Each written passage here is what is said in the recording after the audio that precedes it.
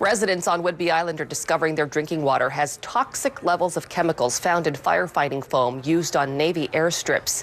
The Navy began testing last month, and as COMO's Mitch Pittman found today, there are already homeowners being told to drink only bottled water. For 19 years, retired ER Dr. Stephen Swanson has been drinking water from his well near Coopville. It was last week when recent test results from the Navy came back and said your well is way over the limits. Preliminary testing shows his water was more than 6 times what the EPA says is safe, and he has no idea how long it's been like this. No, I feel sort of very depressed. I mean, it's hard to imagine not being able to do anything about something like this. I've always been able to work around problems. Last month, the Navy began testing wells on Whidbey Island for certain chemicals called PFAS, used in firefighting foam during accidents and training. Testing is going on nationwide, but here on Whidbey, there are 340 potential sites.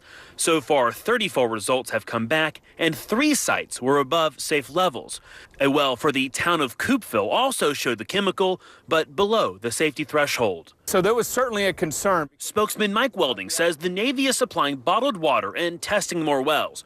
He says the Navy is still using the foam to fight fires, but couldn't say whether these chemicals are in the current formula. With this investigation, it's preliminary at this point. It's still ongoing. We asked if the Navy is able to properly investigate itself. Well, I believe that the Navy can and is. The Navy proactively went out to do this program. Welding says the Navy is partnered with several other government organizations for testing and coming up with a long-term solution. Assured us that they're going to get to the bottom of where it's coming from. Swanson worries not only about the future of his home, but of his children and grandchildren who drank the water, and his neighbors who don't have their results yet.